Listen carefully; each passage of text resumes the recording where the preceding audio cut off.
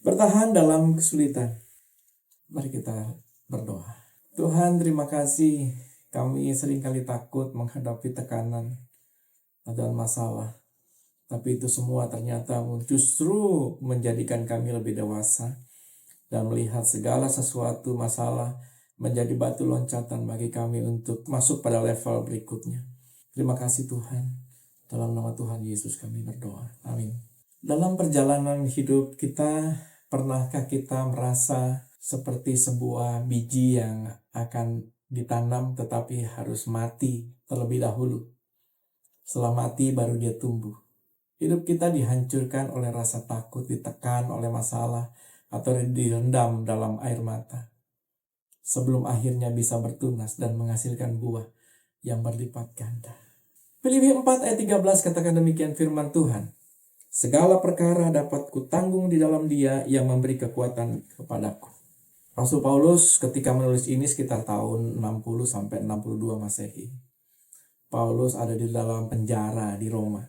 Itu sebabnya surat ini bisa disebut sebagai surat penjara. Penerimanya adalah jemaat Kristen di kota Filipi. Jemaat memiliki hubungan yang sangat erat. Jemaat sering mendukung Paulus secara finansial. Dan itu terus-menerus. Meskipun ditulis dari penjara, Paulus berulang kali menekankan pentingnya bersukacita dalam segala keadaan. Saudara, ayat ini adalah janji.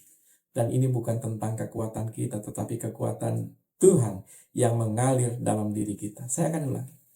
Ayat ini adalah janji, dan ini bukan tentang kekuatan kita, tetapi kekuatan Tuhan yang mengalir dalam diri kita. Yesus tidak menghindar dari penderitaan ketika di Taman Getsemani, bukan? Dia sangat-sangat bergumul, benar. Sampai keringatnya seperti tetesan darah. Tetapi dia katakan apa? Jikalau boleh cawan ini lalu daripadaku. Dia pun menunjukkan bahwa ada rasa sulit di sana. Bahkan sekelas Kristus yang adalah anak Allah. Namun dia menambahkan satu kalimat. Tetapi jangan kehendakku yang jadi, melainkan kehendakmu lah yang terjadi. Ini mengajarkan kita bahwa bertahan artinya bukan karena kita kuat, tetapi menundukkan diri pada Allah Bapa di tengah kesulitan terberat. Ketika Yesus menanggung salib yang penuh dengan penghinaan dan rasa sakit yang tak terbayangkan, dia tahu benar ada sukacita yang menanti di depan, yaitu keselamatan bagi kita sekalian anak-anaknya.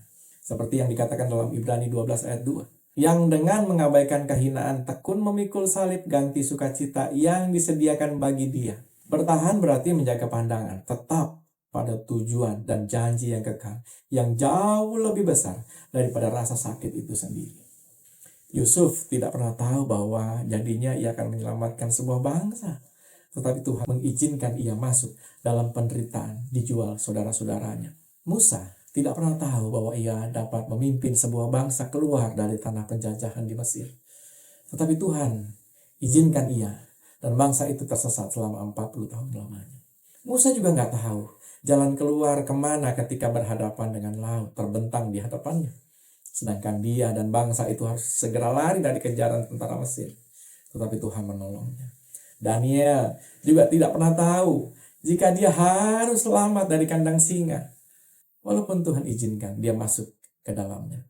Sadrah, Mesah, dan Abednego tidak pernah tahu apakah mereka akan hidup di dalam perapian. Tetapi Tuhan mengizinkan mereka masuk terlebih dahulu di dapur perapian. Dan seterusnya.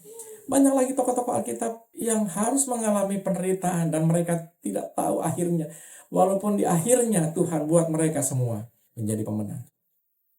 Saudara terkasih, kita adalah manusia yang lemah, tetapi kita memiliki Kristus Yesus, Sang Pemenang atas dunia, yang tinggal di dalam kita, di dalam diri saudara dan saya. Mari kita ingat bahwa segala perkara dapat kutanggung di dalam Dia yang memberi kekuatan kepadaku.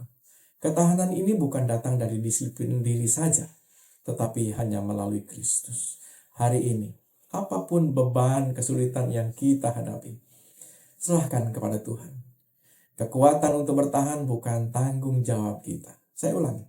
Kekuatan untuk bertahan bukan tanggung jawab kita, melainkan pada Kristus Tuhan dan janjinya. Saudara, kita tidak perlu kuat. Kita hanya perlu bersandar pada Dia yang kuat. Amin. Mari kita berdoa. Kami tidak perlu kuat Tuhan, tapi Engkau yang membuat kami kuat. Engkau ada di samping kami, Engkau ada di dalam kami, Engkau ada bersama-sama dengan kami dimanapun kami berada. Engkau yang memberi kami hikmat, memberi kami sukacita, memberi kami damai sejahtera ketika menghadapi begitu banyak persoalan hidup. Terima kasih Tuhan. Dalam nama Tuhan Yesus kami berdoa.